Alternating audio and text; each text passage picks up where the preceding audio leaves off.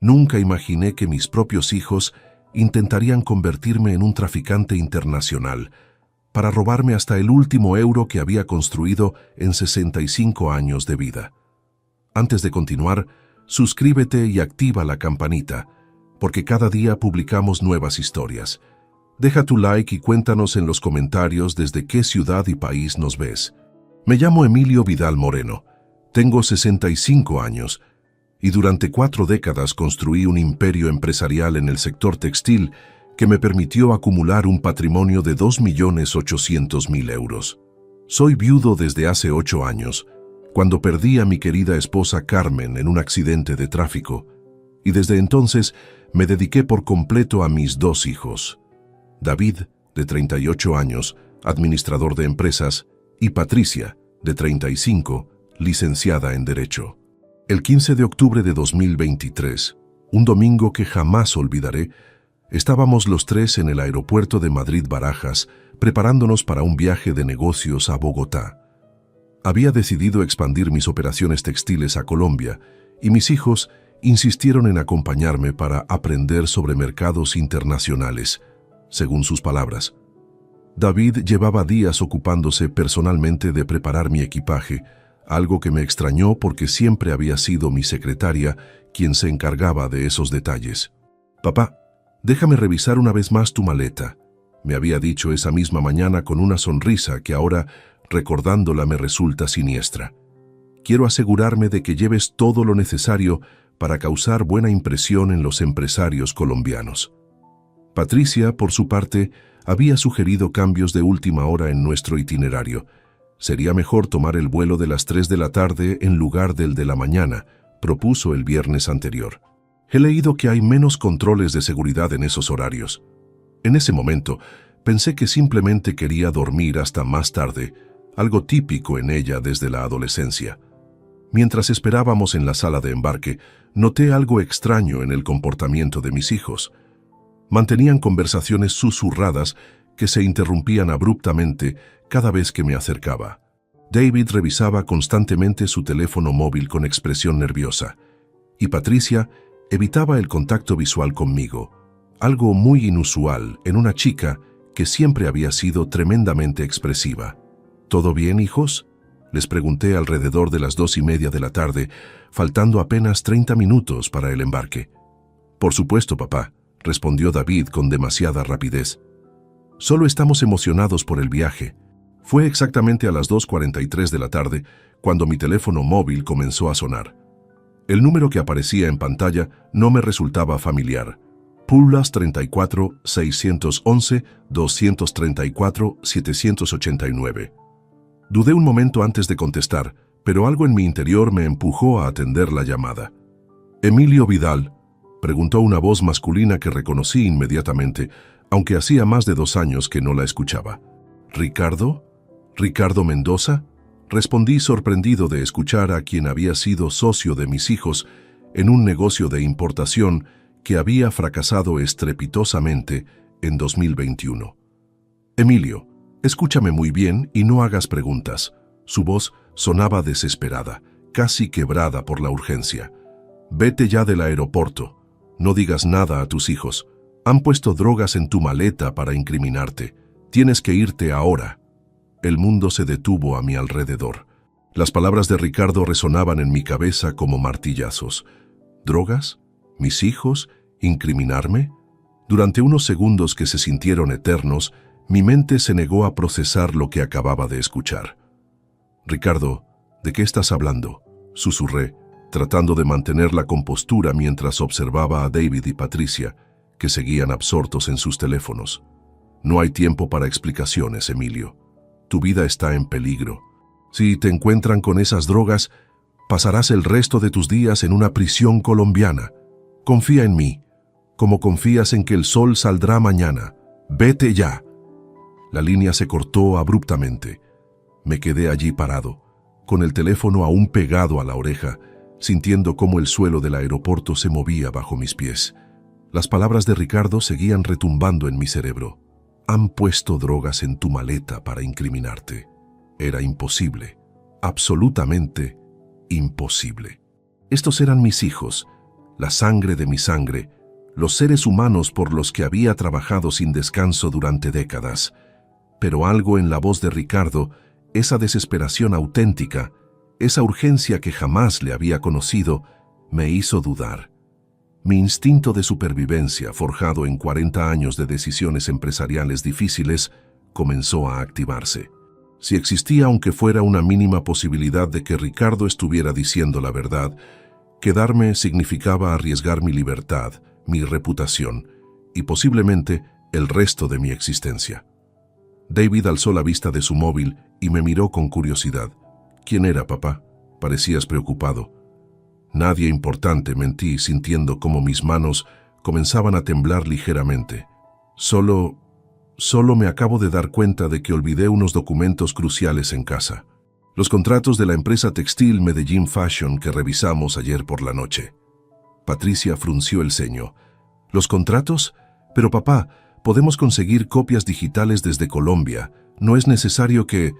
No, la interrumpí con más firmeza de la que pretendía mostrar. Son documentos con firmas originales, indispensables para cerrar el acuerdo. Sin ellos, este viaje no tendría sentido. La miré fijamente, buscando algún rastro de culpabilidad en sus ojos, alguna señal que confirmara las palabras de Ricardo. Patricia desvió la mirada hacia el suelo, un gesto que conocía desde que era una niña pequeña y había roto algún jarrón o había sacado malas notas en el colegio. «Pero papá», insistió David, levantándose de su asiento, «faltan apenas 20 minutos para el embarque. No hay tiempo material para ir a casa y regresar. Podemos reprogramar el vuelo para mañana temprano». «No», repetí sintiendo cómo cada segundo que pasaba aumentaba mi nerviosismo. «Ustedes pueden tomar este vuelo. Yo los alcanzaré en el hotel mañana por la noche. Ya está decidido». Me dirigí hacia donde estaba mi maleta de cabina, una elegante pieza de cuero negro que había comprado en Barcelona el año anterior. Cuando extendí la mano para tomarla, David se interpuso rápidamente. «Papá, déjame ayudarte con el equipaje», dijo con una sonrisa que ahora me parecía forzada. «Está muy pesada». «Puedo manejar mi propia maleta, David», respondí apartándolo suavemente pero con determinación. «He cargado maletas durante más años de los que llevas vivo». Tomé mi maleta y comencé a caminar hacia la salida, sintiendo las miradas de mis hijos clavadas en mi espalda como dagas. Cada paso que daba alejándome de ellos me resultaba más difícil que el anterior, no por el peso físico del equipaje, sino por el peso emocional de lo que posiblemente estaba descubriendo. «Papá, espera», gritó Patricia detrás de mí. «Esto es ridículo, los documentos pueden esperar». Pero yo ya no me detuve. Seguí caminando hacia la salida de la terminal, con el corazón latiendo tan fuerte que podía escucharlo por encima del ruido del aeropuerto. Cuando llegué a la zona de cafeterías, busqué una mesa desde donde pudiera observar discretamente la puerta de embarque sin ser visto.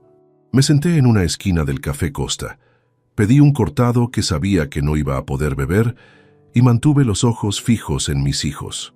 David caminaba de un lado a otro, hablando por teléfono con evidente agitación. Patricia permanecía sentada, pero su postura corporal mostraba una tensión que nunca antes había notado en ella. Fueron exactamente 17 minutos de espera que se sintieron como 17 horas. A las 3:15 de la tarde, cuando el vuelo ya debería haber despegado, vi algo que cambió mi vida para siempre. 3 agentes de seguridad del aeropuerto, acompañados por 2 policías nacionales, se dirigieron directamente hacia David y Patricia.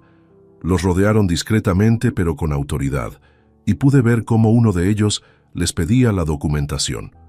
Mi sangre se congeló cuando vi a otro agente abrir mi maleta de mano, la misma que David había insistido en preparar personalmente.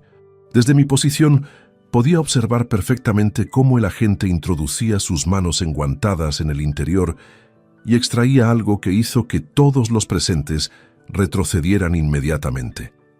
Eran varios paquetes blancos, envueltos en plástico transparente, y algo que parecía un dispositivo electrónico con cables. Incluso desde la distancia podía distinguir que se trataba de una cantidad considerable de lo que obviamente era cocaína. Patricia se llevó las manos a la boca, aparentando sorpresa, pero yo conocía cada uno de sus gestos desde que era una bebé. Esa no era sorpresa genuina, era pánico por haber sido descubierta. David, por su parte, intentaba gesticular y explicar algo a los agentes, pero su lenguaje corporal traicionaba su culpabilidad. Los dos fueron esposados inmediatamente. El dispositivo que habían encontrado junto a la droga hizo que llegaran más efectivos especializados, probablemente de la unidad antiterrorista.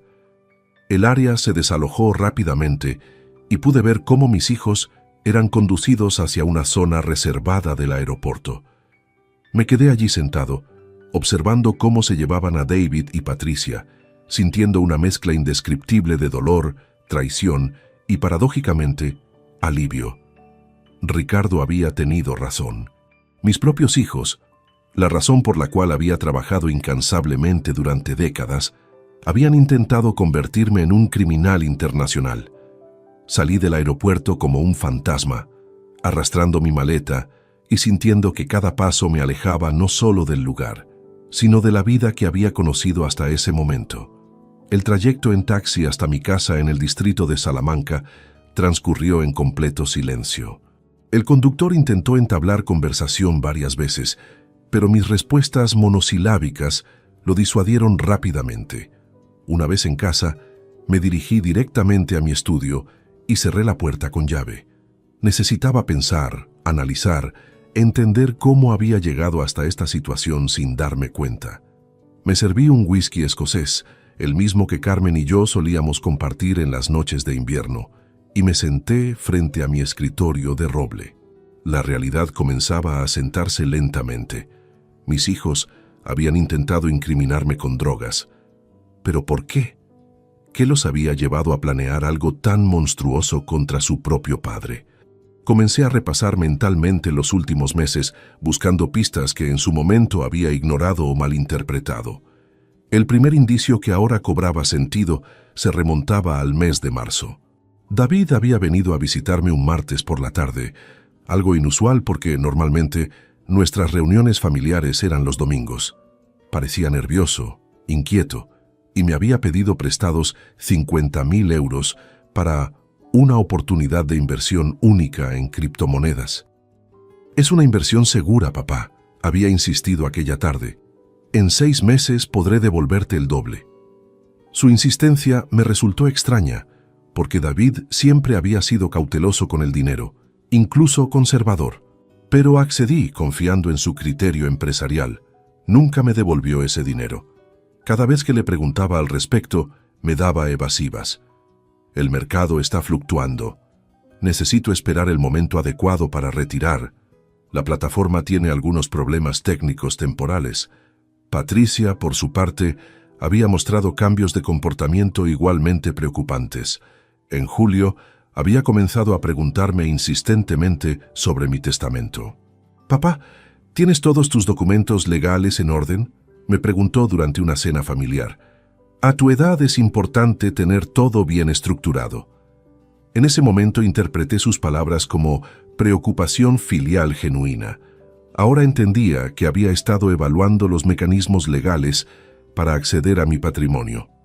También recordé las visitas cada vez más frecuentes de ambos a mi casa durante los últimos 8 meses. Siempre tenían excusas plausibles.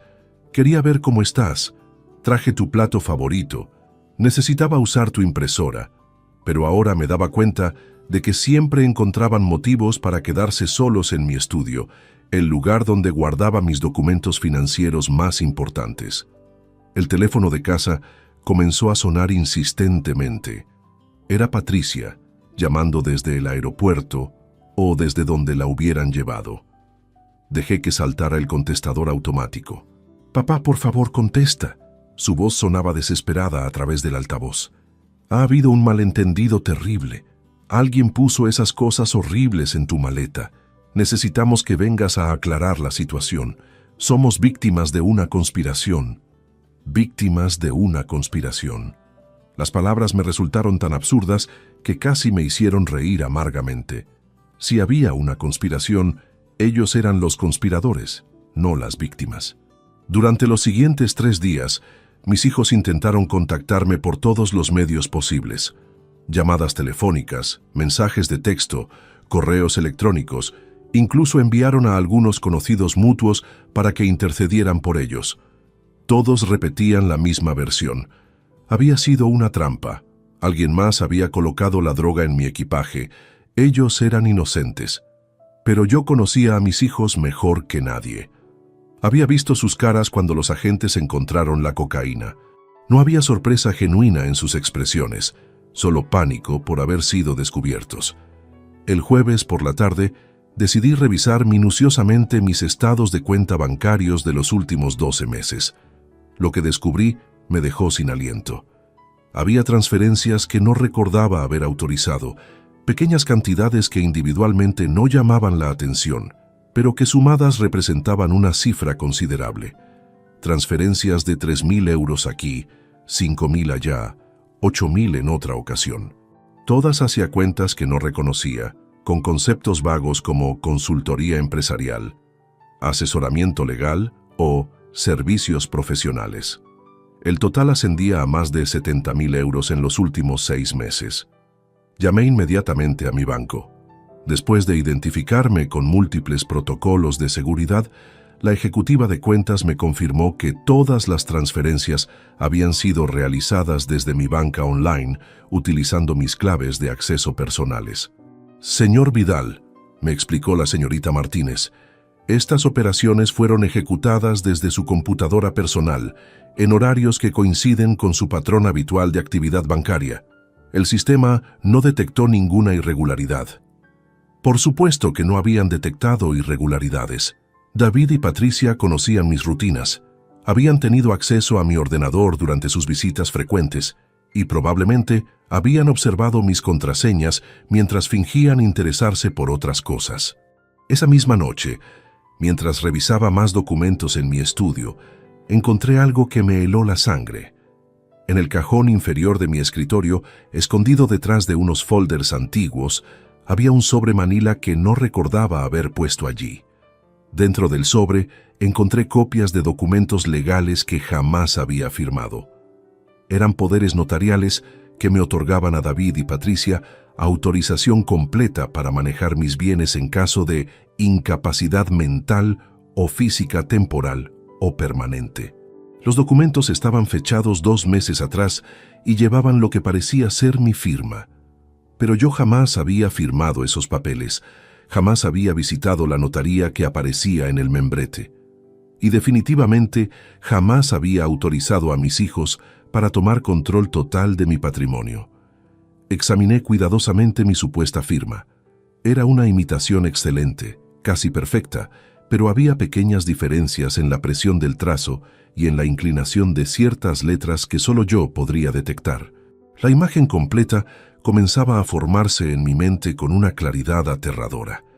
Mis hijos no solo habían planeado incriminarme con drogas para sacarme del país o meterme en prisión, también habían preparado los mecanismos legales para apoderarse de mi patrimonio completo mientras yo luchaba contra cargos criminales desde una celda. Era un plan meticulosamente elaborado, ejecutado durante meses bajo mis propias narices, por las 2 personas en las que más confiaba en el mundo. Al día siguiente, decidí que necesitaba ayuda profesional para desentrañar completamente la red de engaños que mis hijos habían tejido a mi alrededor. No podía enfrentar esta situación solo, especialmente cuando cada nuevo descubrimiento revelaba la profundidad de su traición. A través de un contacto empresarial de confianza, conseguí el teléfono de Antonio Blanco Jiménez, un investigador privado con 20 años de experiencia en casos de fraude familiar y financiero. Su oficina estaba ubicada en la calle Serrano, a pocas cuadras de mi domicilio. Antonio era un hombre de unos 50 años, calvo, con ojos penetrantes y modales directos que me inspiraron confianza inmediata. Su despacho estaba lleno de certificados profesionales y fotografías que evidenciaban su trayectoria en fuerzas de seguridad del Estado antes de establecerse como investigador privado. Señor Vidal, me dijo después de escuchar mi relato durante casi 1 hora, lo que me está contando no es inusual en casos de herencias millonarias. Los hijos adultos con problemas financieros pueden llegar a extremos impensables. Le entregué todas las evidencias que había recopilado, los estados de cuenta con las transferencias sospechosas, las copias de los poderes notariales falsos y todos los detalles sobre el comportamiento extraño de David y Patricia durante los últimos meses. Necesito que averigüe exactamente qué han estado haciendo mis hijos, le expliqué. Quiero saber la verdad completa, sin importar lo dolorosa que pueda resultar. Antonio asintió gravemente. Le adelanto que estas investigaciones familiares suelen revelar secretos muy desagradables. ¿Está preparado para enfrentar cualquier cosa que podamos descubrir? A estas alturas, señor Blanco, creo que estoy preparado para cualquier cosa. Durante los siguientes 5 días, Antonio desplegó una investigación exhaustiva que incluyó seguimientos discretos, análisis de registros públicos, verificación de movimientos bancarios y contactos con fuentes en diferentes instituciones. Su eficiencia era impresionante. El martes siguiente, Antonio me citó en su oficina con resultados que superaron mis peores expectativas. Había preparado un dossier completo con fotografías, documentos y grabaciones que pintaban un cuadro devastador de las actividades de mis hijos. David tiene un problema serio con el juego online, comenzó Antonio, mostrándome capturas de pantalla de múltiples plataformas de apuestas. Nuestro análisis indica que ha perdido aproximadamente 95.000 euros en los últimos 14 meses. Las deudas con casas de apuestas internacionales han escalado hasta niveles peligrosos. Me mostró fotografías tomadas discretamente donde David aparecía reuniéndose con individuos de aspecto intimidante en bares de mala reputación. Estos son cobradores profesionales, señor Vidal. Gente con la que no se juega. David ha recibido amenazas serias. La información sobre Patricia era igualmente devastadora. Su hija mantiene una relación extramatrimonial con Alejandro Rueda, un empresario casado del sector inmobiliario, continuó Antonio, mostrándome fotografías comprometedoras tomadas en hoteles discretos. El problema es que la esposa de este hombre los descubrió y contrató un detective para documentar la aventura. Ahora está chantajeando a Patricia, exigiéndole 45.000 euros a cambio de no hacer públicas las evidencias. Antonio había conseguido copias de algunos mensajes de texto entre Patricia y su chantajista. Los leí con una mezcla de tristeza y repugnancia. Mi hija, la abogada respetable que había criado con tanto esmero, estaba involucrada en situaciones que jamás habría imaginado posibles. Pero hay más, continuó Antonio abriendo otra carpeta. Las transferencias bancarias que usted detectó son solo la punta del iceberg. Hemos identificado un patrón de sustracción sistemática que se extiende por 8 meses. Me mostró un análisis detallado de mis movimientos financieros. David había utilizado una técnica sofisticada, transferencias pequeñas y frecuentes hacia cuentas fantasma que después redistribuían el dinero a destinos diversos. El monto total sustraído ascendía a 180.000 euros. ¿Cómo es posible que no me diera cuenta de semejante cantidad?, pregunté, sintiéndome estúpido y traicionado a partes iguales. Porque son profesionales en esto, respondió Antonio. Las cantidades individuales nunca superaban los 10.000 euros, siempre se realizaban en fechas que coincidían con movimientos legítimos de su empresa, y los conceptos estaban cuidadosamente elaborados para parecer gastos empresariales normales. La investigación había revelado también que David y Patricia habían adquirido una propiedad en Cartagena de Indias, Colombia, utilizando el dinero robado. La escritura estaba a nombre de una sociedad offshore creada específicamente para ocultar la operación. Esta propiedad, valuada en 200.000 euros, era su plan de escape, me explicó Antonio. Después de incriminarlo con las drogas y conseguir el control legal de su patrimonio, through los poderes falsificados, habrían transferido progresivamente sus bienes a Colombia y desaparecido del país. Sentí náuseas físicas al procesar toda esta información. No era solo el dinero, era la calculada crueldad del plan, la frialdad con la que habían planeado destruir mi vida para salvar las suyas. Antonio me mostró documentos que probaban que mis hijos habían consultado con abogados especialistas en extradición. aparentemente para asegurarse de que Colombia no me entregaría de vuelta a España una vez que fuera acusado de tráfico internacional de drogas. ¿Y el tal Ricardo Mendoza?, pregunté, recordando la llamada que me había salvado. ¿Cómo encaja en todo esto? Ricardo fue contactado inicialmente por sus hijos para participar en el esquema, respondió Antonio. Según nuestras fuentes, ellos le ofrecieron 100.000 euros por ayudar a coordinar la operación desde Colombia, pero Ricardo se negó categóricamente y decidió advertirle a usted. ¿Por qué haría algo así? Ricardo y yo no hemos tenido contacto en años. Aparentemente, Ricardo los conoce mejor que usted mismo, dijo Antonio con una sonrisa triste. Nos comentó que siempre sospechó que David y Patricia eran capaces de cualquier cosa por dinero, pero jamás imaginó que llegarían tan lejos. La investigación había documentado también que mis hijos habían contratado a criminales especializados en Colombia para plantar la cocaína en mi equipaje. El dispositivo encontrado junto a las drogas era un artefacto falso, diseñado para parecer explosivo y agravar los cargos en mi contra. Señor Vidal, concluyó Antonio, sus hijos no solo planearon incriminarlo por tráfico de drogas, también querían que fuera acusado de terrorismo. Con esas dos acusaciones, usted habría pasado el resto de su vida en prisión, sin posibilidad de defenderse o recuperar su patrimonio. Me quedé en silencio durante varios minutos, asimilando la magnitud de lo que había descubierto. Mis propios hijos, por resolver sus problemas financieros personales, habían estado dispuestos a sacrificar completamente mi vida, mi libertad y mi dignidad.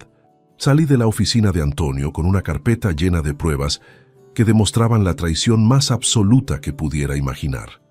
Cada documento, cada fotografía, cada registro bancario confirmaba que mis hijos habían orquestado meticulosamente mi destrucción durante 8 largos meses. Esa noche, en la soledad de mi estudio, extendí todos los papeles sobre mi escritorio y comencé a armar el rompecabezas completo de su conspiración. La cronología era escalofriante en su precisión. Todo había comenzado en febrero de 2023, cuando David perdió una suma considerable en una plataforma de apuestas deportivas llamada Golden Bet International. Según los registros que Antonio había conseguido, David había apostado los ahorros de toda su vida en una serie de partidos de fútbol que resultaron catastróficos para él. La desesperación lo llevó a buscar más dinero, esta vez en casinos online de mayor riesgo. Patricia, inicialmente ajena a los problemas de su hermano, se vio involucrada cuando David le pidió que avalara un préstamo de 30.000 euros con su firma de abogada. Fue entonces cuando Patricia comenzó su aventura con Alejandro Rueda, buscando en él no solo escapismo emocional, sino también una posible fuente de financiamiento para los problemas familiares. Sin embargo, cuando la esposa de Alejandro los descubrió, la situación se convirtió en una pesadilla de chantaje que requería dinero inmediato. Los hermanos se encontraron atrapados en una espiral descendente. David debía 95.000 euros a organizaciones de apuestas internacionales que habían comenzado a enviar cobradores físicos, mientras Patricia enfrentaba la amenaza de exposición pública que destruiría su carrera legal.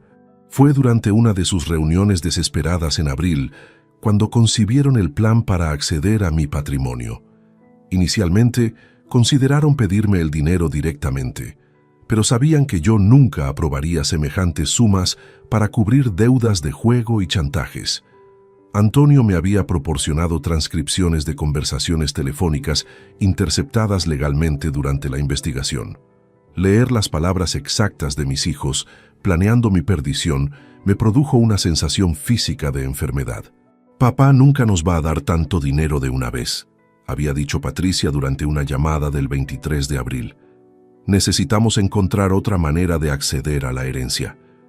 «¿Y si le pasa algo?», había respondido David con una frialdad que me estremeció.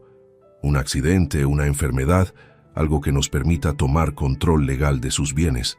«Los accidentes son impredecibles y sospechosos», había replicado Patricia. «Necesitamos algo que parezca completamente ajeno a nosotros». Fue entonces cuando David sugirió la idea de incriminarme con drogas durante un viaje internacional. Si papá es arrestado por tráfico en Colombia, automáticamente perdería capacidad legal para manejar sus bienes. Nosotros, como sus únicos herederos, podríamos asumir el control a través de poderes notariales. La conversación continuaba con detalles que me revolvían el estómago. Habían investigado meticulosamente las leyes de extradición entre Colombia y España, los procedimientos legales para declarar incapacidad civil y los mecanismos para transferir bienes al extranjero sin levantar sospechas. Patricia, utilizando sus conocimientos legales, había diseñado la estructura jurídica completa. Los poderes notariales falsificados no eran un error o una ocurrencia tardía, formaban parte integral del plan desde el principio. Una vez que papá esté en prisión colombiana, había explicado Patricia en otra grabación del 8 de mayo, tendremos años para liquidar sus bienes y transferir todo a nuestras cuentas offshore. Cuando finalmente salga, si es que sale, no quedará nada que recuperar. David había sido el encargado de los aspectos más sucios del plan. Sus contactos en el mundo de las apuestas lo habían conectado con criminales colombianos especializados en tráfico, quienes por 50.000 euros habían accedido a plantar la cocaína en mi equipaje y crear el dispositivo falso para agravar las acusaciones. El nivel de detalle en sus preparativos era profesional. Habían estudiado los horarios de seguridad del aeropuerto, identificado al personal de limpieza que tenía acceso a las áreas de equipaje y sobornado a empleados específicos para garantizar que mi maleta fuera manipulada sin detectarse. Incluso habían practicado la colocación de las drogas utilizando una maleta idéntica a la mía, cronometrando cada paso del proceso para minimizar riesgos. Antonio me mostró fotografías de estos ensayos realizados en el apartamento de David durante los fines de semana de septiembre. La elección de Colombia como destino no había sido casualidad. David y Patricia habían investigado exhaustivamente y descubierto que Colombia tenía las penas más severas para tráfico internacional de drogas, especialmente cuando se combinaba con acusaciones de terrorismo por el dispositivo explosivo falso. En Colombia, papá recibiría entre 20 y 30 años de prisión, había comentado Patricia con escalofriante pragmatismo en una conversación del 15 de septiembre. A su edad, eso equivale a cadena perpetua. Lo más doloroso de todo era descubrir cómo habían manipulado mis emociones durante estos meses. Las visitas frecuentes, los regalos inesperados, las cenas familiares donde me expresaban su cariño, todo había sido teatro diseñado para mantener mi confianza mientras ejecutaban su plan. David había aprovechado cada visita para instalar progresivamente software espía en mi computadora, permitiéndoles monitorear mis contraseñas bancarias y movimientos financieros. Patricia había utilizado sus conocimientos legales para identificar documentos importantes y crear las falsificaciones necesarias. Incluso habían manipulado mis rutinas diarias. La insistencia de David en preparar mi equipaje no era casualidad. Había estado practicando durante semanas para asegurarse de poder plantar las drogas sin que yo notara cambios en el peso o distribución de la maleta. Las transferencias bancarias fraudulentas habían seguido un patrón cuidadosamente calculado. Nunca robaban en fechas consecutivas. Siempre esperaban al menos una semana entre operaciones y variaban los montos para evitar patrones detectables por los sistemas de seguridad bancaria. Antonio había descubierto que incluso habían contratado a un contador especialista en evasión fiscal para estructurar las transferencias de manera que parecieran gastos empresariales legítimos. Cada movimiento había sido diseñado para pasar desapercibido durante el mayor tiempo posible. La propiedad en Cartagena no era solo su plan de escape. También habían establecido allí una red de contactos locales que los ayudarían a establecer nuevas identidades si fuera necesario. Patricia había viajado secretamente a Colombia en agosto para finalizar estos arreglos, diciéndome que iba a un seminario legal en Barcelona. Al terminar de revisar todos los documentos, me quedé sentado en mi silla durante horas, sintiendo cómo se desmoronaba todo lo que había creído sobre mis hijos. No eran jóvenes adultos con problemas financieros, eran criminales sofisticados, dispuestos a destruir a su propio padre para salvar sus vidas de excesos y irresponsabilidades. La mañana siguiente decidí que era momento de confrontar la verdad más profunda y dolorosa de toda esta situación: el papel de Miguel Serrano Castro, mi abogado de confianza durante los últimos 15 años. Antonio había mencionado su nombre en la investigación, pero yo me había resistido a creer que Miguel pudiera estar involucrado. Miguel había manejado todos mis asuntos legales desde 2008, cuando Carmen y yo reestructuramos nuestro testamento después de expandir el negocio textil. Era más que mi abogado. Lo consideraba un amigo cercano, alguien que conocía hasta el último detalle de mis finanzas y había cenado en mi casa en múltiples ocasiones. Solicité una cita urgente con él, diciéndole por teléfono que necesitaba revisar algunos documentos relacionados con el incidente del aeropuerto. Su voz sonó extrañamente nerviosa cuando acordamos reunirnos en su oficina de la Gran Vía esa misma tarde. Antes de la cita, llamé a Antonio para pedirle que me acompañara discretamente. «Quiero que observe su comportamiento cuando le haga ciertas preguntas», le expliqué. «Si Miguel está involucrado en esto, necesito saberlo con certeza». La oficina de Miguel estaba ubicada en el 7º piso de un edificio elegante, con vistas panorámicas de Madrid que siempre me habían impresionado. Esa tarde, sin embargo, todo me parecía diferente, contaminado por la sospecha y la desconfianza. Miguel me recibió con la sonrisa profesional de siempre, pero noté algo forzado en su cordialidad. Era un hombre de 60 años, canoso, con gafas de montura dorada y trajes siempre impecables. Conocía cada uno de sus gestos después de tantos años de relación profesional. «Emilio, qué terrible lo que pasó en el aeropuerto», comenzó, señalándome una silla frente a su escritorio de caoba. «David y Patricia me han contactado desde la comisaría. Insisten en que es todo un malentendido». «¿Te han contactado?», pregunté fingiendo sorpresa. «¿Para qué?». «Quieren que los represente legalmente», respondió Miguel, evitando el contacto visual directo. «Obviamente, dado mi relación contigo, les he explicado que sería un conflicto de intereses». Mentía. Antonio me había mostrado registros telefónicos que probaban que Miguel había mantenido conversaciones extensas con David y Patricia durante las últimas semanas, mucho antes del incidente del aeropuerto. «Miguel», le dije adoptando un tono casual, «necesito que me expliques estos documentos». Coloqué sobre su escritorio las copias de los poderes notariales falsificados que había encontrado en mi casa. Su reacción fue inmediata y reveladora. El color desapareció de su rostro, sus manos comenzaron a temblar ligeramente, y se quitó las gafas para limpiarlas innecesariamente, un tic nervioso que yo conocía bien. Estos documentos», tartamudeó. «No los reconozco inmediatamente». «¿Dónde los encontraste?». «En mi propia casa», respondí, observando cada microexpresión de su cara. «En mi escritorio personal, escondidos detrás de otros archivos. Los documentos llevan el sello de tu notaría y están fechados hace 2 meses». Miguel tomó los papeles con manos visiblemente temblorosas y los examinó con una atención exagerada que solo confirmaba su culpabilidad.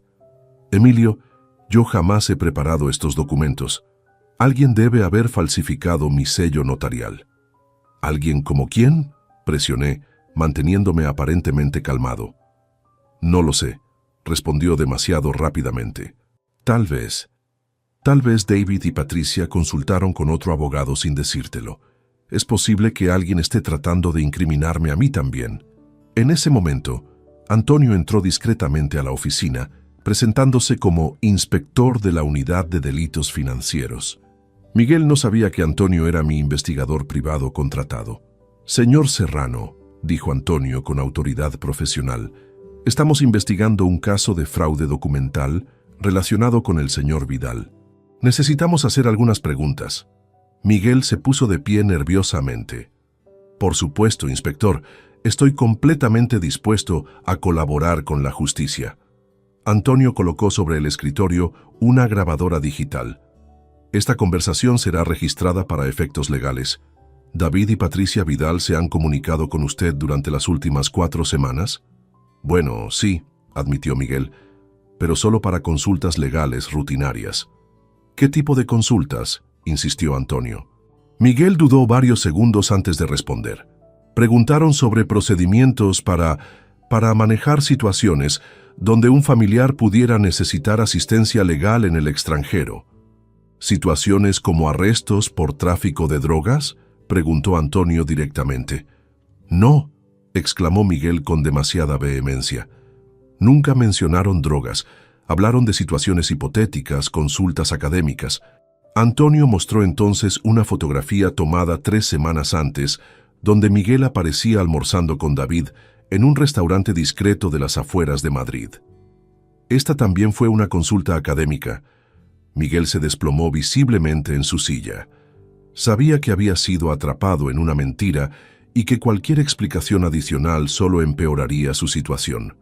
«Miguel», le dije con una voz que me sorprendió por su calma, «llevamos 15 años de relación profesional.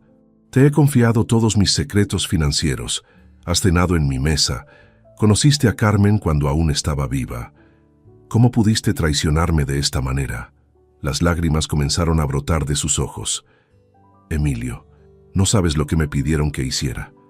David me dijo que estabas perdiendo facultades mentales, que habías comenzado a tomar decisiones irracionales con el dinero.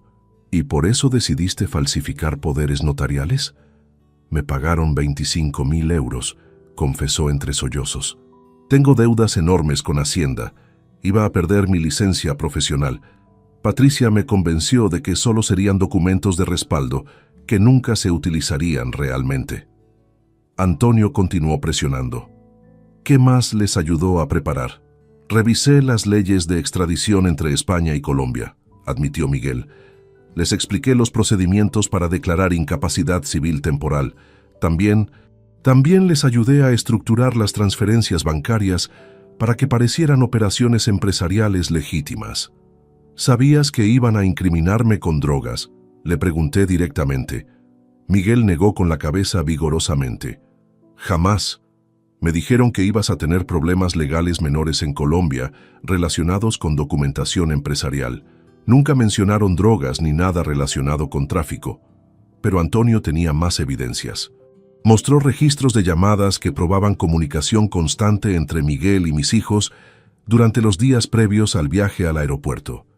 «Señor Serrano», dijo Antonio, «tenemos grabaciones de conversaciones telefónicas donde usted discute específicamente los cargos que enfrentaría el señor Vidal en Colombia y cómo eso afectaría su capacidad legal para manejar su patrimonio». Miguel se quebró completamente. «Sí, es cierto. Sabía que el plan involucraba incriminarte con algo serio en Colombia. David me aseguró que las acusaciones serían fabricadas, que después de unos meses podrían demostrar tu inocencia y recuperar todo el dinero. ¿Y mientras tanto?», pregunté. «Mientras tanto, ellos tendrían acceso legal a tus bienes para manejar la crisis y pagar los abogados colombianos necesarios para tu defensa». La mentira era tan elaborada, tan convincentemente presentada, que casi podía entender cómo Miguel había racionalizado su participación. Casi, pero no completamente.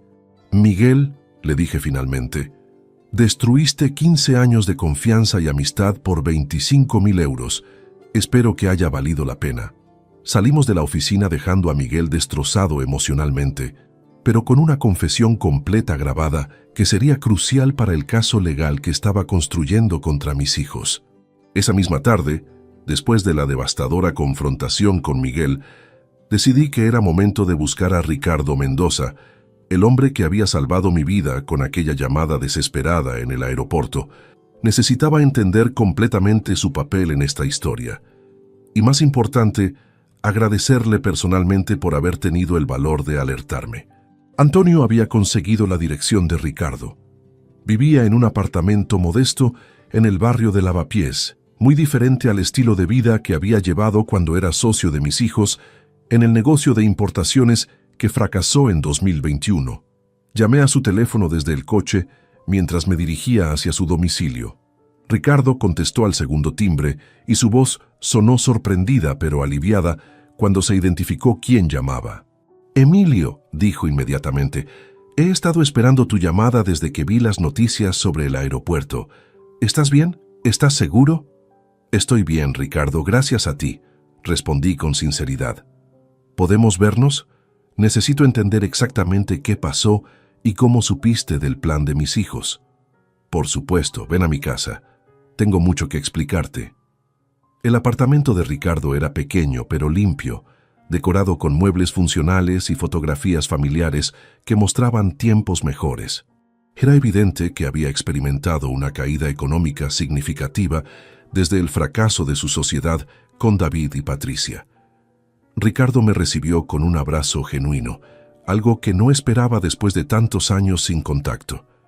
Era un hombre de 52 años, más delgado de como lo recordaba, con canas prematuras que delataban el estrés de los últimos tiempos. Emilio, no sabes cuánto me alegra verte a salvo, comenzó, sirviéndome un café en su pequeña cocina. Durante días he tenido pesadillas pensando en lo que habría pasado si no hubiera llamado a tiempo. Ricardo, necesito que me cuentes todo desde el principio, le dije sentándome en su sofá gastado. ¿Cómo supiste del plan? ¿Cuándo te contactaron David y Patricia? Ricardo suspiró profundamente antes de comenzar su relato. Todo empezó a principios de septiembre. David me llamó después de casi 2 años sin hablar conmigo.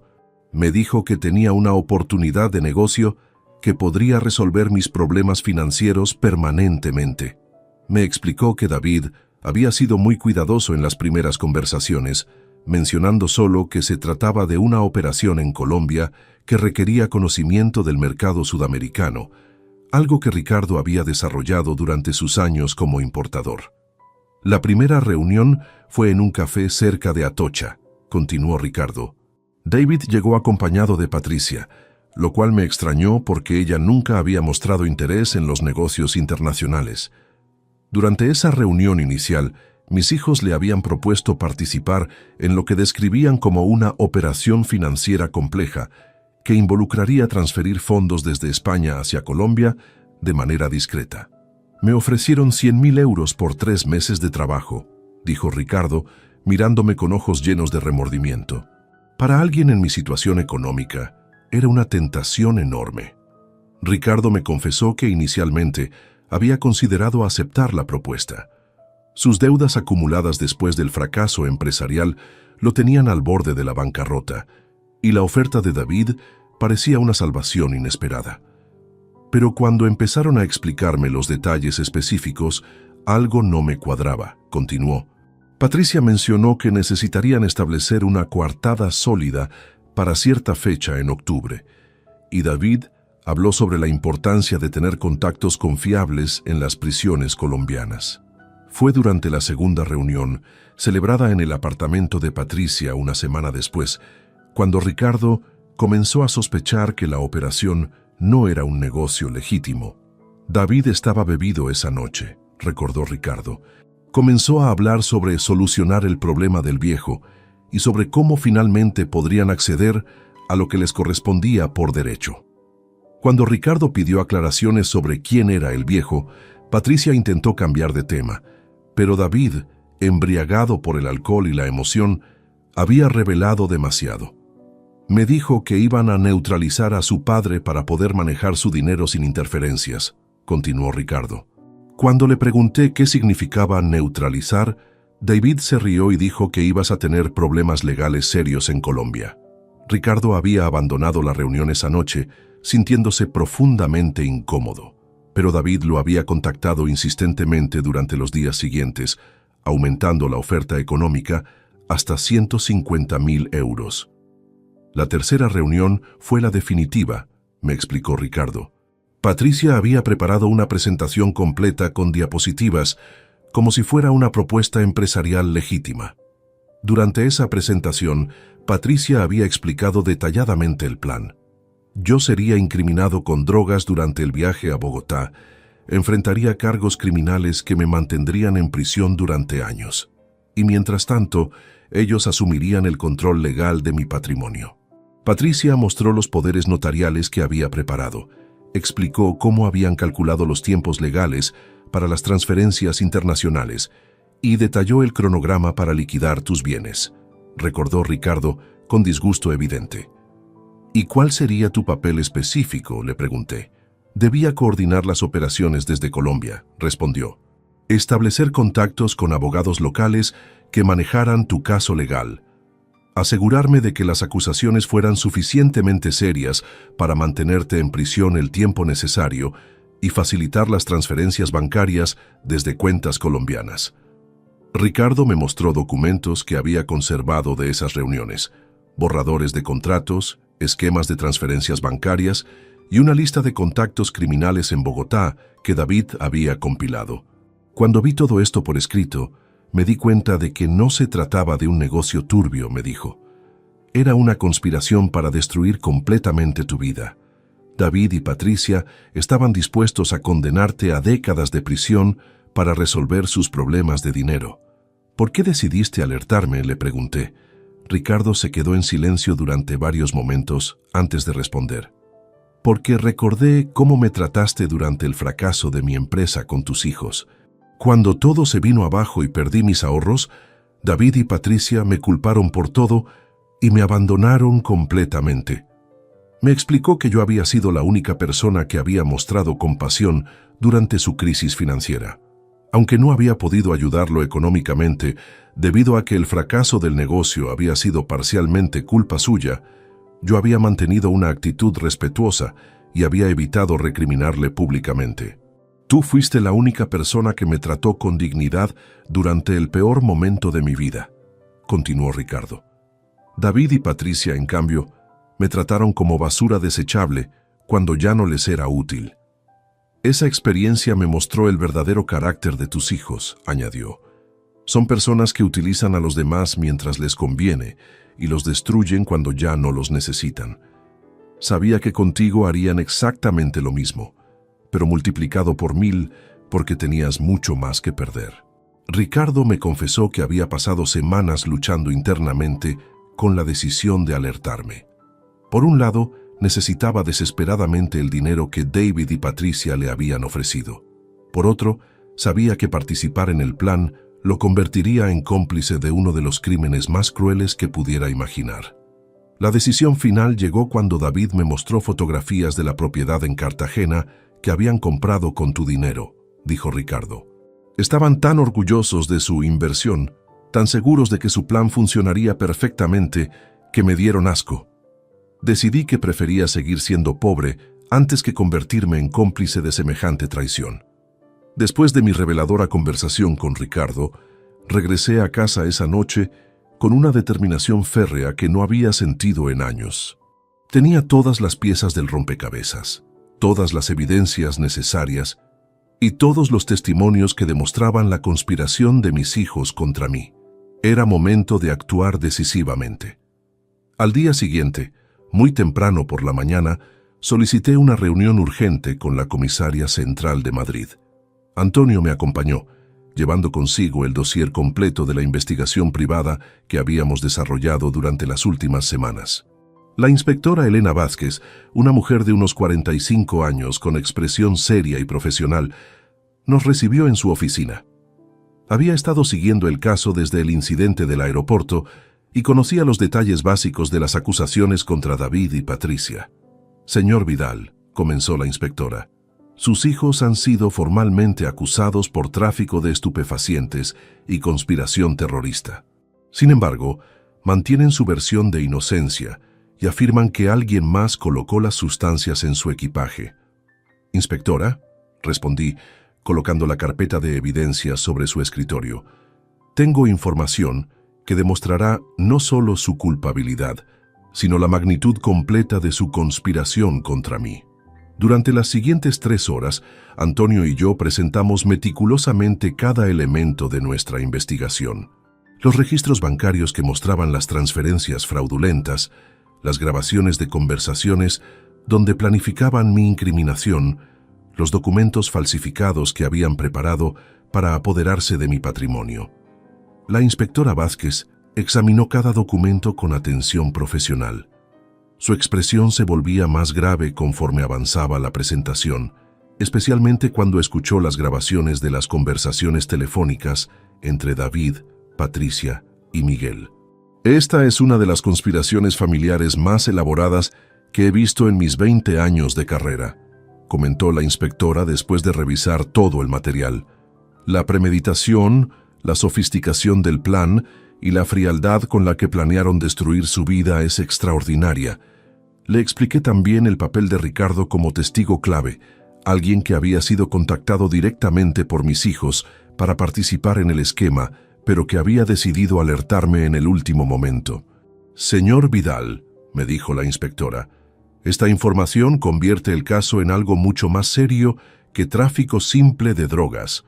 Estamos hablando de fraude bancario sistemático, falsificación de documentos oficiales, conspiración criminal organizada e intento de privación ilegal de libertad. Acordamos que yo colaboraría plenamente con la investigación oficial, proporcionando acceso completo a mis registros financieros y testimonios detallados sobre todos los acontecimientos que había observado durante los meses anteriores. La inspectora me explicó que con las nuevas evidencias, la Fiscalía podría presentar cargos adicionales que aumentarían significativamente las posibles condenas de David y Patricia. Podrían enfrentar entre 12 y 20 años de prisión cada uno, me informó. Esa misma tarde, la policía ejecutó órdenes de registro en los domicilios de David y Patricia. Los resultados fueron devastadores para cualquier esperanza que pudieran tener de mantener su versión de inocencia. En el apartamento de David encontraron documentación relacionada con las casas de apuestas internacionales, correspondencia con los cobradores que lo amenazaban y lo más incriminatorio, un ordenador portátil con software especializado para acceder remotamente a sistemas bancarios. El análisis forense de ese ordenador reveló que David había estado monitoreando mis cuentas bancarias durante meses, capturando mis contraseñas y patrones de acceso para realizar las transferencias fraudulentas sin ser detectado. En la casa de Patricia, los investigadores encontraron una caja fuerte oculta detrás de un cuadro en su dormitorio. Dentro había copias de todos los documentos falsificados relacionados conmigo, incluyendo borradores de poderes notariales con diferentes versiones de mi supuesta firma. Más revelador aún, encontraron un cuaderno manuscrito donde Patricia había detallado cada paso del plan mes por mes. Sus propias palabras escritas a mano documentaban la evolución de la conspiración desde la idea inicial hasta los preparativos finales. 15 de marzo. David perdió otros 20.000 euros anoche. Necesitamos acceder a la herencia de papá más pronto de lo planeado, había escrito Patricia en una de las entradas. 8 de abril. Contacté con Miguel hoy. Está desesperado por dinero debido a problemas con Hacienda. Podría ser útil para preparar la documentación legal necesaria, continuaba en otra entrada. 25 de mayo. David encontró contactos en Colombia dispuestos a ayudar con la mercancía especial. El costo será de 50.000 euros, pero es una inversión necesaria, había anotado en mayo. El cuaderno contenía también cálculos detallados sobre cómo distribuir mi patrimonio una vez que obtuvieran control legal. Habían planificado hasta el último euro. ¿Cuánto utilizarían para pagar sus deudas? ¿Cuánto transferirían a Colombia? ¿Y cuánto mantendrían en cuentas españolas para financiar mi defensa legal? La entrada más escalofriante estaba fechada el 10 de octubre, apenas 5 días antes del incidente del aeropuerto. Todo está preparado. Papá nunca sospechará nada. En una semana todos nuestros problemas habrán terminado y tendremos acceso completo a los 2,8 millones. David practicó colocar los paquetes en la maleta esta mañana. Tardó menos de 3 minutos. Los investigadores encontraron también correspondencia electrónica entre Patricia y abogados colombianos especializados en casos de tráfico internacional. Había estado negociando honorarios y estrategias de defensa, no para protegerme realmente, sino para prolongar mi encarcelamiento el tiempo suficiente para completar las transferencias de patrimonio. En uno de esos correos, Patricia había escrito: «El objetivo no es ganar el caso, sino mantener a mi padre en prisión preventiva durante al menos 18 meses mientras resolvemos la situación patrimonial en España». La investigación policial también reveló que David había establecido contacto directo con organizaciones criminales en Colombia mediante aplicaciones de mensajería encriptada. Los mensajes recuperados mostraban negociaciones específicas sobre el tipo y cantidad de drogas que serían plantadas en mi equipaje. Necesitamos cantidad suficiente para cargos de tráfico internacional, pero no tanto que parezca inverosímil para un hombre mayor, había escrito David a sus contactos criminales. La respuesta del criminal colombiano era igualmente fría. 1,5 kilos de cocaína pura más el dispositivo falso garantizarán 20-25 años de prisión. Costo total, 75.000 euros, 50% por adelantado. Los registros bancarios confirmaron que David había realizado exactamente esas transferencias hacia cuentas en Medellín durante los días previos a nuestro viaje programado. Quizás lo más doloroso de todo fue descubrir un archivo en el ordenador de Patricia titulado Cronograma de Liquidación, Patrimonio EV. Era un documento de Excel meticulosamente detallado que mostraba cómo planeaban desmantelar sistemáticamente todo lo que yo había construido durante 4 décadas de trabajo. Habían calculado el valor de cada propiedad, cada inversión, cada cuenta bancaria.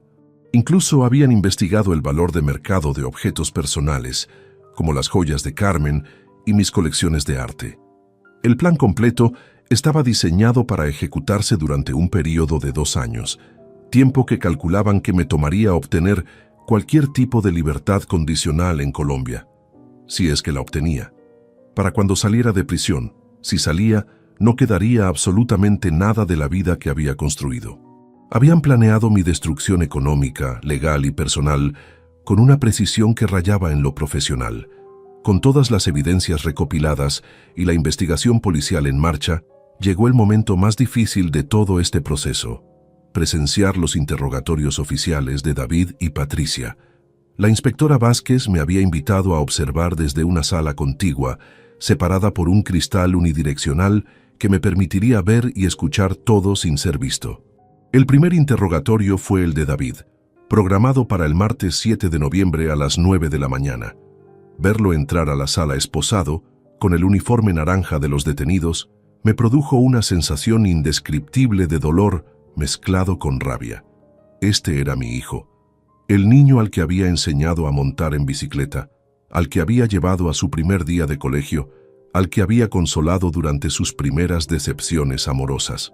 David había perdido peso durante las 3 semanas de prisión preventiva.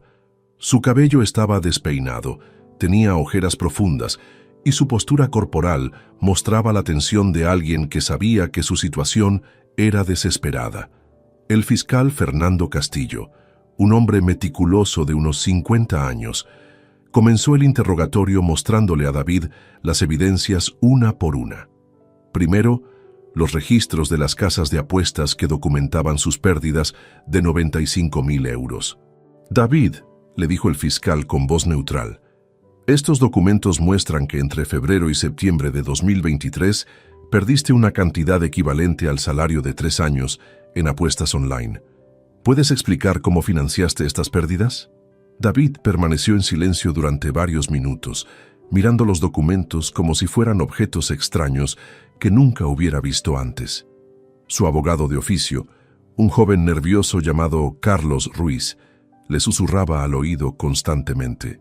«No tengo obligación de responder a esas preguntas», murmuró finalmente David. «Mis actividades financieras personales no tienen relación con las acusaciones de tráfico de drogas». El fiscal sonrió levemente y colocó sobre la mesa los registros bancarios que mostraban las transferencias fraudulentas desde mis cuentas. ¿Y estas transferencias también son actividades financieras personales tuyas? La reacción de David fue inmediata y reveladora. Su rostro se puso pálido, sus manos comenzaron a temblar y miró a su abogado con expresión de pánico absoluto. Era evidente que no esperaba que las autoridades hubieran descubierto las sustracciones de dinero. «Esas transferencias», tartamudeó. «Mi padre me había autorizado verbalmente a manejar ciertas operaciones empresariales menores. Operaciones empresariales por valor de 180.000 euros realizadas hacia cuentas fantasma en paraísos fiscales», presionó el fiscal. ¿Tu padre te autorizó específicamente a robar su dinero para financiar tus adicciones al juego? El abogado de David intentó intervenir, pero el fiscal continuó implacablemente, mostrando ahora las transcripciones de las conversaciones telefónicas interceptadas. David, tenemos grabaciones de conversaciones donde planificas específicamente incriminar a tu padre con drogas para obtener control de su patrimonio. ¿También vas a negar estas evidencias? Cuando el fiscal reprodujo la grabación donde David decía, una vez que papá esté en prisión colombiana, tendremos años para liquidar sus bienes, la compostura de mi hijo se desmoronó completamente. Comenzó a llorar desconsoladamente, no de arrepentimiento, sino de autocompasión por haber sido descubierto. No entiendes, sollozaba. Estaba desesperado. Iban a matarme si no les pagaba. Los colombianos no bromean con estas cosas. Entonces admites que contactaste con criminales colombianos para plantar drogas en el equipaje de tu padre, insistió el fiscal. Sí, gritó David, perdiendo completamente el control. Pero no tenía otra opción. Iban a torturarme hasta la muerte. Patricia y yo solo queríamos sobrevivir. Su abogado intentó desesperadamente detener la confesión, pero David había abierto las compuertas y ya no podía parar. Durante los siguientes 20 minutos, describió detalladamente cada aspecto del plan. Cómo habían contactado con los criminales, cuánto les habían pagado, cómo habían practicado colocar las drogas en mi maleta. El dispositivo explosivo falso fue idea de Patricia, confesó entre lágrimas. Dijo que si papá enfrentaba también cargos de terrorismo, nunca podría salir de la cárcel colombiana. El fiscal aprovechó el momento de vulnerabilidad para obtener más información. ¿Cuánto tiempo llevaban planeando esta operación? 8 meses, respondió David sin dudarlo. Desde febrero, cuando las deudas se volvieron impagables. Patricia investigó todas las leyes. Miguel nos ayudó con los documentos.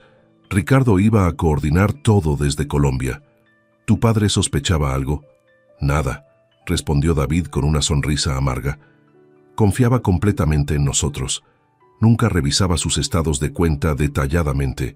Nunca cuestionaba nuestras visitas frecuentes a su casa. Fue muy fácil engañarlo. La facilidad con la que David describía mi manipulación me produjo náuseas físicas. Verlo hablar de mí como si fuera una víctima fácil y estúpida era más doloroso que cualquier aspecto financiero de su traición. El interrogatorio de Patricia, programado para la tarde del mismo día, fue igualmente revelador, pero de una manera diferente. Mientras David había colapsado emocionalmente y confesado todo bajo presión, Patricia mantuvo una actitud calculadora incluso en su situación desesperada. Entró a la sala de interrogatorios con la cabeza alta, vestida con el uniforme de prisión, pero manteniendo una postura que intentaba transmitir dignidad. Como abogada, conocía perfectamente sus derechos y las estrategias para minimizar los daños legales. «Fiscal Castillo», comenzó Patricia antes de que él pudiera hacer la primera pregunta, «quiero que conste en acta que mi cliente está dispuesta a colaborar plenamente con la justicia para esclarecer este malentendido». El fiscal la miró con interés. «¿Malentendido? ¿Te refieres a planificar la incriminación de tu padre con drogas como un malentendido?» «Me refiero», respondió Patricia con frialdad profesional, «a que las circunstancias que llevaron a estos acontecimientos son mucho más complejas de lo que aparentan superficialmente». Patricia intentó construir una defensa basada en la manipulación emocional y las circunstancias atenuantes. Describió a David como un adicto desesperado que la había arrastrado a una situación que escapó de su control, minimizando su propio papel como la arquitecta legal de toda la conspiración. «Mi hermano estaba siendo amenazado de muerte», explicó con voz controlada. «Como abogada y como hermana sentí la responsabilidad de encontrar una solución legal que protegiera su vida sin dañar realmente a mi padre. ¿Una solución legal que incluía incriminarlo con drogas y dispositivos explosivos?», presionó el fiscal. «El plan original nunca incluía que papá fuera realmente condenado», mintió Patricia descaradamente. «La idea era crear una situación temporal que nos permitiera acceder a recursos para pagar las deudas de David y después demostrar la inocencia de papá y restaurar todo a su estado original». El fiscal mostró entonces el cuaderno manuscrito de Patricia con sus anotaciones detalladas sobre el cronograma de liquidación. Al ver sus propias palabras escritas a mano, la máscara de profesionalismo de Patricia comenzó a desmoronarse. «Patricia», le dijo el fiscal leyendo directamente de sus notas, «en una semana, todos nuestros problemas habrán terminado y tendremos acceso completo a los 2,8 millones. ¿Esto suena como un plan temporal para ayudar a tu hermano?». Por primera vez en el interrogatorio, Patricia permaneció en silencio durante varios minutos. Su abogado, una mujer mayor con experiencia en casos criminales complejos, le susurraba urgentemente al oído. «No tengo más comentarios sin la presencia de mi abogado personal», dijo finalmente Patricia, invocando su derecho a permanecer callada. Pero el fiscal tenía una carta más que jugar. «Patricia, tu hermano ya confesó completamente durante su interrogatorio esta mañana. Describió tu papel como la mente maestra de toda la operación. ¿Quieres responder a sus acusaciones específicas?». La estrategia funcionó. Patricia, furiosa por la traición de David, abandonó su cautela legal y comenzó a defenderse atacando a su hermano, revelando en el proceso detalles adicionales que solo confirmaban su culpabilidad en lugar de reducirla. Al final de ambos interrogatorios, tenía una imagen completa y devastadora de cómo mis propios hijos habían planeado meticulosamente mi destrucción total. El juicio comenzó el 15 de enero de 2024, en la Audiencia Provincial de Madrid. Durante los 4 meses que transcurrieron entre los interrogatorios y el inicio del proceso judicial, yo había tenido tiempo de procesar emocionalmente la magnitud de la traición de mis hijos, pero nada me preparó para la experiencia de verlos sentados en el banquillo de los acusados. La sala estaba llena de periodistas, curiosos y algunos conocidos del mundo empresarial que habían seguido el caso a través de los medios. La historia del empresario cuyos hijos intentaron incriminarlo con drogas para robar su herencia había captado la atención nacional. David y Patricia entraron esposados, vestidos con trajes que yo mismo les había comprado años atrás para ocasiones especiales. La ironía era dolorosa. Mi dinero había pagado la ropa que llevaban puesta mientras enfrentaban cargos por intentar destruir mi vida. El juez presidente, honorable magistrado don Carlos Mendizábal, un hombre de 60 años con reputación de severidad en casos de crímenes familiares, leyó los cargos formales contra mis hijos. La lista era extensa y devastadora. David Vidal Ruiz se le acusa de conspiración criminal, tráfico internacional de estupefacientes, falsificación de documentos, fraude bancario sistemático y tentativa de privación ilegal de libertad, enumeró el magistrado con voz firme. Patricia Vidal Ruiz se le acusa de conspiración criminal, complicidad en tráfico de estupefacientes, falsificación de documentos oficiales, fraude bancario, ejercicio ilegal de la abogacía y tentativa de privación ilegal de libertad. Miguel Serrano también estaba presente como coacusado, enfrentando cargos de corrupción notarial, falsificación de documentos públicos y complicidad en fraude bancario. La Fiscalía, representada por Fernando Castillo, construyó un caso meticuloso que duró 5 días de presentación. Cada evidencia que Antonio y yo habíamos recopilado fue presentada sistemáticamente. Los registros bancarios, las grabaciones telefónicas, los documentos falsificados, las confesiones de los interrogatorios. El momento más dramático llegó cuando el fiscal reprodujo las grabaciones de las conversaciones entre David y Patricia planificando mi incriminación. Escuchar sus voces en la sala del tribunal, describiendo fríamente cómo iban a destruir mi vida, produjo un silencio absoluto entre los asistentes. Una vez que papá esté en prisión colombiana, tendremos años para liquidar sus bienes. Resonó la voz de David a través de los altavoces del tribunal. Algunos periodistas tomaron notas frenéticamente, mientras otros simplemente observaban con expresiones de incredulidad. Ricardo Mendoza fue llamado como testigo clave de la Fiscalía. Su testimonio fue devastador para cualquier esperanza de defensa que pudieran tener mis hijos. Describió detalladamente cada reunión, cada propuesta que le habían hecho, cada detalle del plan que le habían revelado. Me ofrecieron 150.000 euros por ayudar a incriminar a su propio padre, declaró Ricardo ante el tribunal. Cuando les pregunté si entendían que estaban planeando destruir la vida de un hombre inocente, David me respondió textualmente: «El viejo ha vivido suficiente. Ahora nos toca a nosotros». El testimonio de Ricardo incluyó también la presentación de los documentos que había conservado de las reuniones con David y Patricia, esquemas de las transferencias bancarias, listas de contactos criminales en Colombia y borradores de los contratos que habían preparado para la operación. Cuando llegó mi turno de testificar, experimenté una mezcla de dolor y determinación que nunca había sentido antes. Caminar hasta el estrado sabiendo que mis propios hijos estaban observando cada palabra que diría fue uno de los momentos más difíciles de mi vida. El fiscal me guió a través de mi testimonio de manera que la cronología de eventos fuera clara para el tribunal. Describí las señales que había ignorado, las mentiras que había creído, la confianza ciega que había depositado en David y Patricia durante décadas. «Señor Vidal», me preguntó el fiscal, ¿en algún momento sospechó que sus hijos podrían estar planeando algo así? «Jamás», respondí con honestidad absoluta. David y Patricia conocían hasta el último detalle de mi vida financiera, porque confiaba en ellos completamente. Tenían las llaves de mi casa, conocían mis contraseñas, sabían dónde guardaba mis documentos importantes. Esa confianza casi me costó el resto de mi vida. Durante el contrainterrogatorio, la defensa de David intentó pintarme como un padre negligente, que había ignorado las necesidades económicas de sus hijos, forzándolos a medidas desesperadas. «Señor Vidal», me preguntó la abogada de David, ¿no es cierto que usted se negó categóricamente a ayudar a su hijo cuando él le confesó sus problemas de ludopatía? «David nunca me confesó problemas de ludopatía», respondí firmemente. Me pidió 50.000 euros para una inversión en criptomonedas que resultó ser una mentira. Si hubiera sido honesto sobre sus problemas reales, habríamos buscado tratamiento profesional en lugar de financiar más apuestas.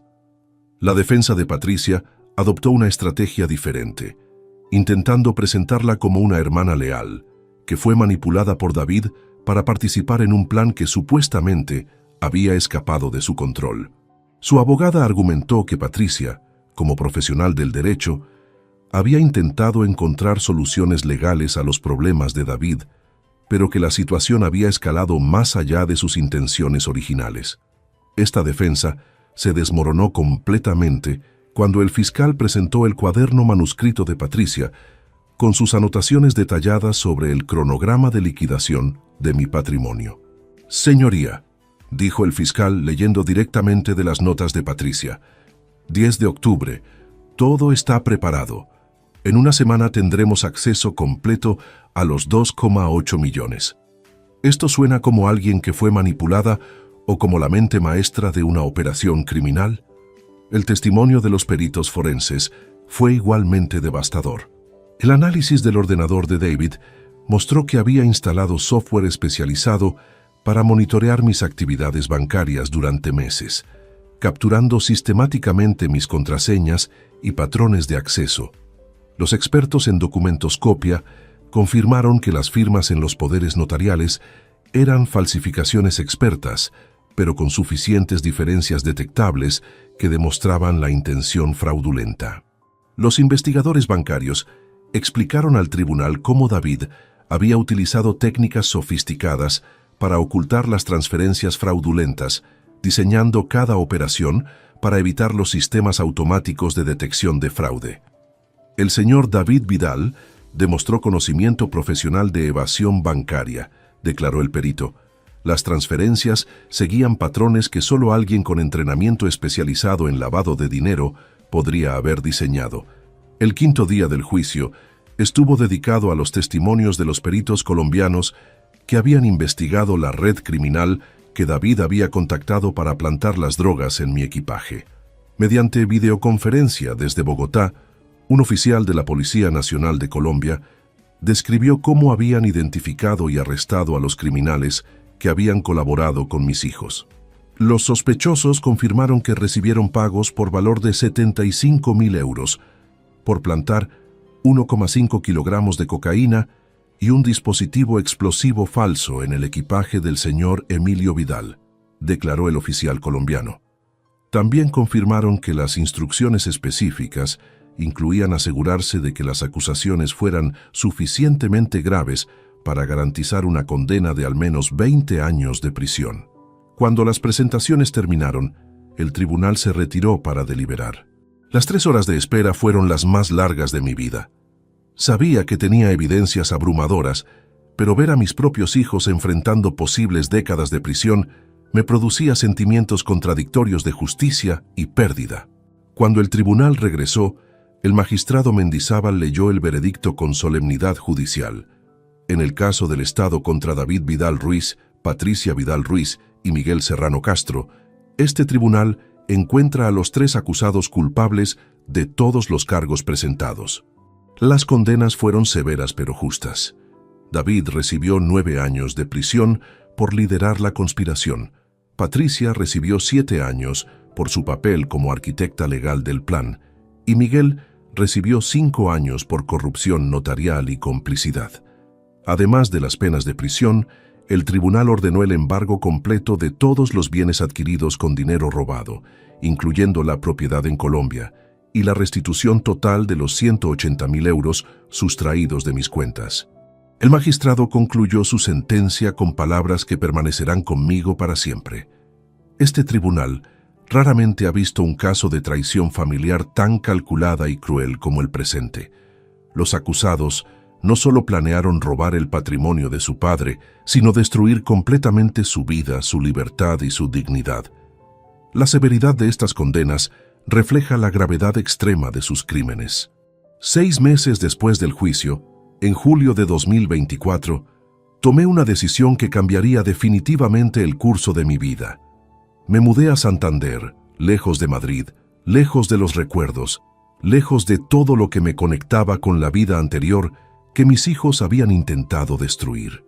La casa que elegí era modesta comparada con mi antiguo hogar en el distrito de Salamanca.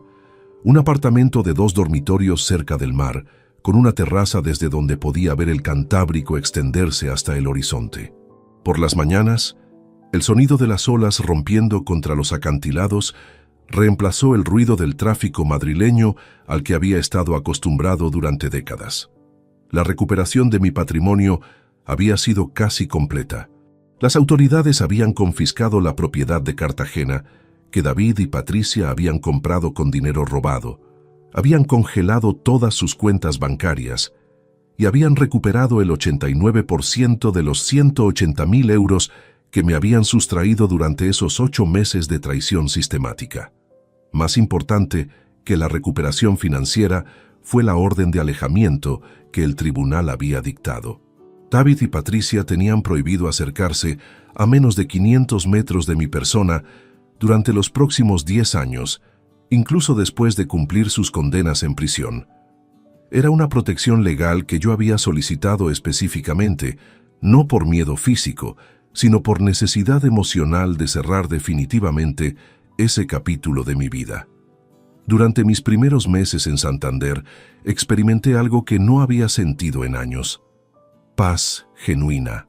Las mañanas las dedicaba a caminar por la playa de El Sardinero, observando cómo los pescadores locales preparaban sus redes y los turistas comenzaban a llegar a las terrazas de los cafés costeros. Las tardes las pasaba leyendo en mi terraza, redescubriendo libros que había abandonado durante los años de construcción empresarial obsesiva. Biografías de empresarios, novelas históricas, ensayos sobre filosofía oriental que me ayudaban a procesar la experiencia traumática que había vivido. Ricardo Mendoza se convirtió en un visitante frecuente. Cada 15 días tomaba el tren desde Madrid para pasar el fin de semana en Santander, y nuestras conversaciones se volvieron fundamentales para mi proceso de sanación emocional.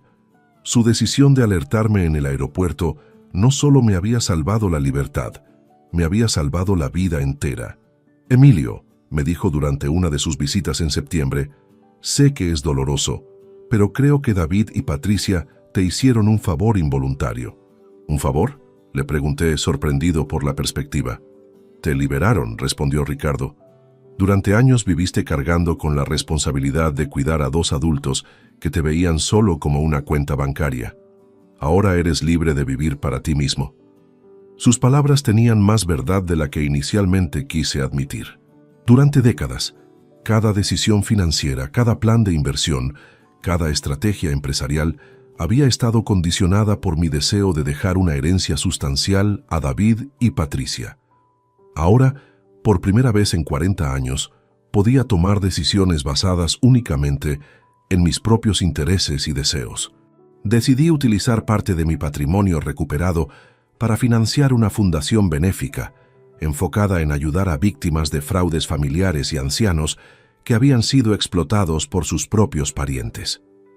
La Fundación Carmen Vidal, nombrada en honor a mi esposa fallecida, comenzó operaciones en octubre de 2024 con sede en Santander. El trabajo con la fundación me dio un propósito renovado que no había esperado encontrar a los 66 años. Cada caso que atendíamos me recordaba que mi experiencia, por dolorosa que hubiera sido, me había convertido en alguien únicamente calificado para ayudar a otros que enfrentaban traiciones similares. Durante el primer año de operación, la Fundación atendió 43 casos de abuso financiero familiar.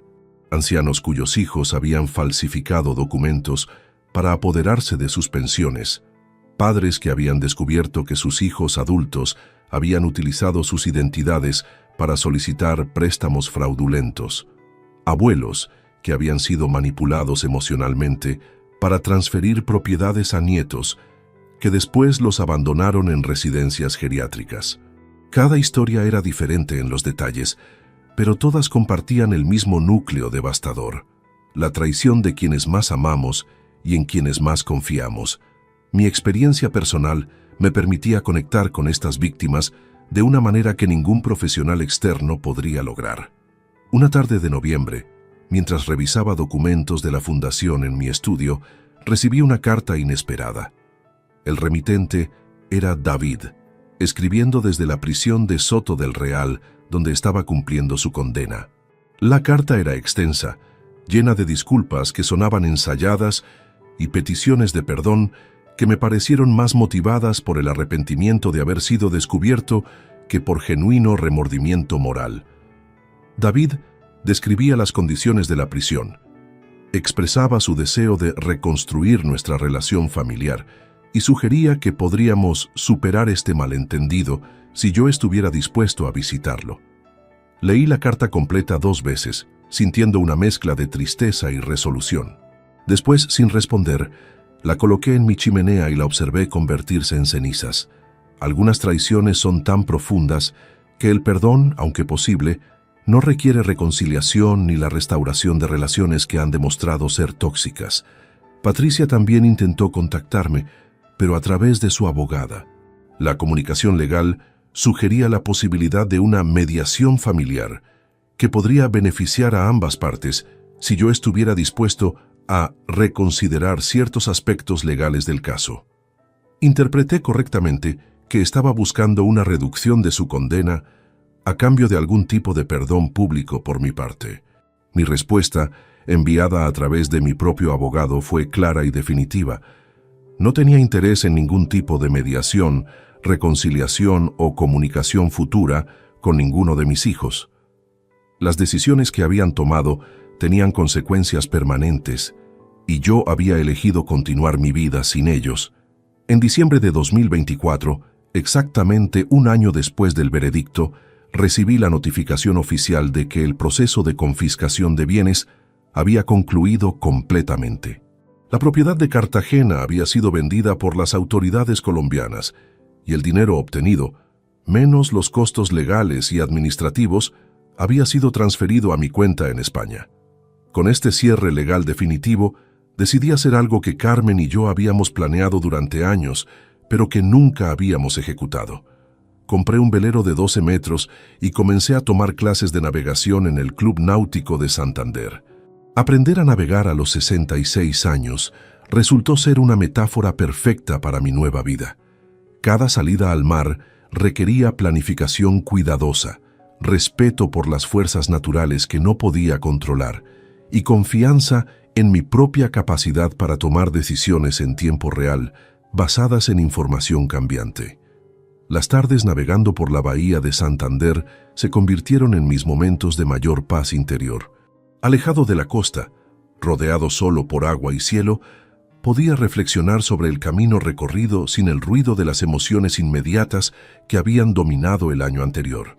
Una tarde de enero de 2025, mientras regresaba al puerto después de una navegación particularmente satisfactoria, me di cuenta de que había pasado varias horas sin pensar ni una sola vez en David, Patricia o todo lo que había sucedido.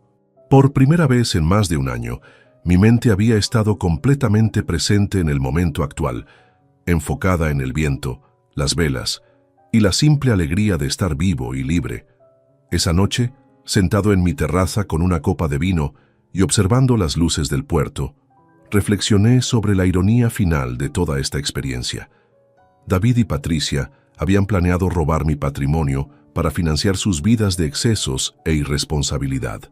En su lugar, me habían regalado algo mucho más valioso: la libertad de vivir auténticamente sin la carga de expectativas familiares tóxicas y la sabiduría que solo viene de haber sobrevivido a la traición más profunda posible.